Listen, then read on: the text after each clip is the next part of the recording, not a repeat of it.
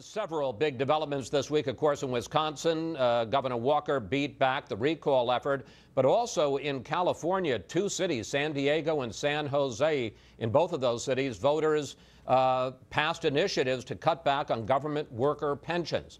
Governor, what's the message? I think the message is that, first of all, voters are seeing the fundamental unfairness of government becoming its own special interest group, sitting on both sides of the table. And they're also noticing the sadness that when fundamental services, education and health care and others, are diminished because so much money is being devoured by very high salaries, higher than those that the taxpayers themselves are earning, more generous benefits, almost bulletproof job protection, and huge pensions. Is this some sort of watershed, what we're seeing right now? Are voters across the country giving state and local officials a green light to go after or at least curtail public unions? I hope nobody thinks of it that way, but I hope it means some kind of turning point in trying to redress the balance. You know, there's a reason that defenders of labor from Franklin Roosevelt to George Meany to many others always said that unionism had no place in the public sector, that it was a necessary freedom, and it is, in the private sector, but that it was a bad idea in government. And I think we've seen through its excesses, the ones I just mentioned, now visible to voters almost everywhere, that it really needs to be brought under some sort of control in the interest of the people who pay the taxes and who would rather see those taxes, more of them, dollars, go to vital services. Well, are you saying that you would like to see no public worker unions? I think really government works better without them. I really do. You know, in our state, we had a 16-year run with so-called collective bargaining, and we did end it. And I want to say that although it led to the saving of large amounts of tax dollars, it wasn't principally about that. We had 160 pages of shackles, really, on government's ability to deliver services better. And 7 years later, we're delivering services across the board in a much more effective way to people. We could never have made all these reforms tied down by those 160 pages of thou shalt nots. Well, give me an example. How have services improved since you've cut back on the unions? If you're deserving a tax refund, it comes back twice as fast as it used to. Our state parks are in dramatically better shape than they were. And if you go to our Bureau of Motor Vehicles last month, you're out in less than 10 minutes, and 97% of the time when we survey them, our customers say they're satisfied.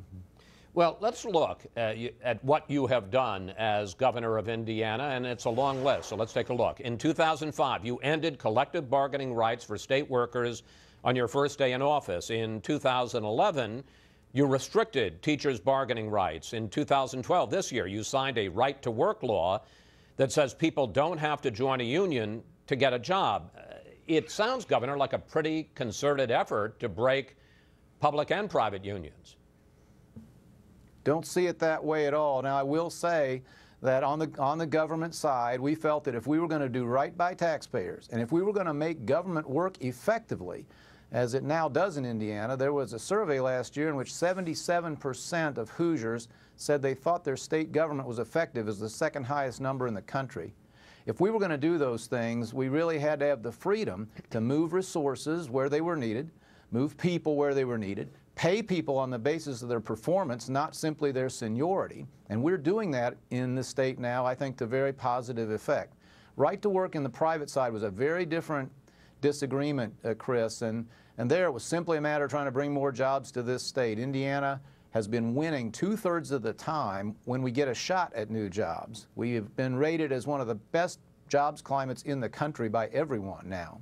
But there was a very large percentage of the time, maybe 1/3 of all the opportunities, we didn't even get a shot at because the businesses, for their own reasons, insisted on this freedom. So two very separate questions as we saw them. We're not going after anybody. We're just going after better government and more jobs for people in our state. But to take a look at this and all the reforms, as you would call it, government workers in your state have taken a hit.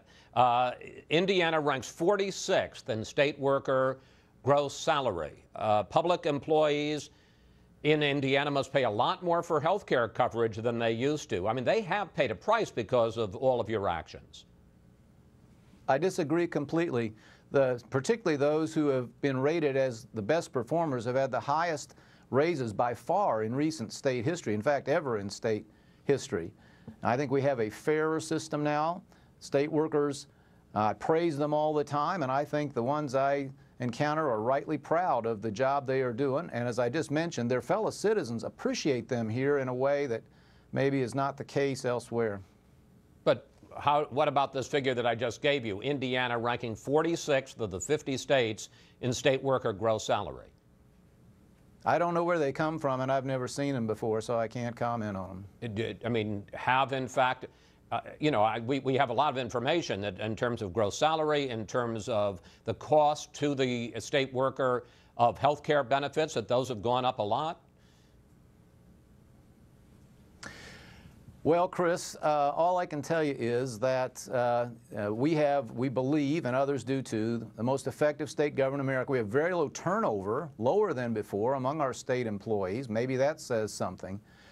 We think we have the best health care plan anywhere, and it is one which is leading to much lower increases in costs. By the way, 93% of Indiana state workers have a health savings account. They are accumulating tens of millions of dollars that they control in those accounts.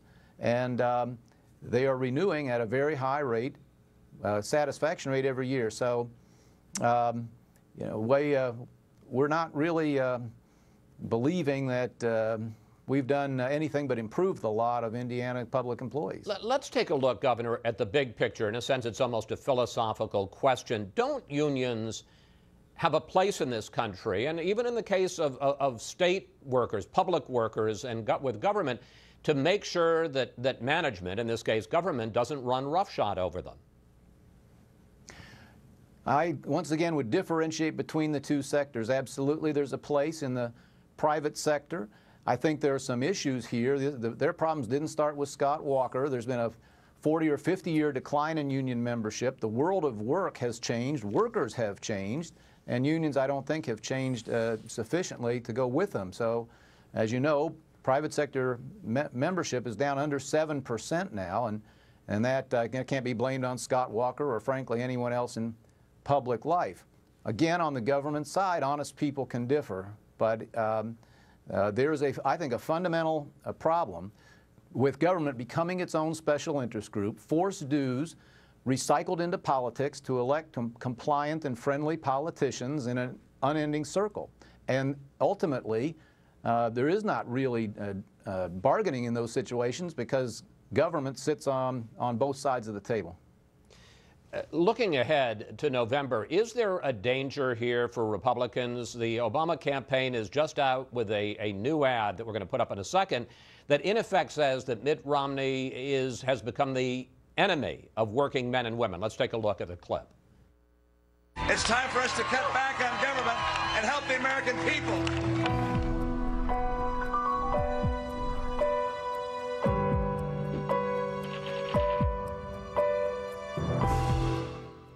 Governor, is there the danger of a backlash?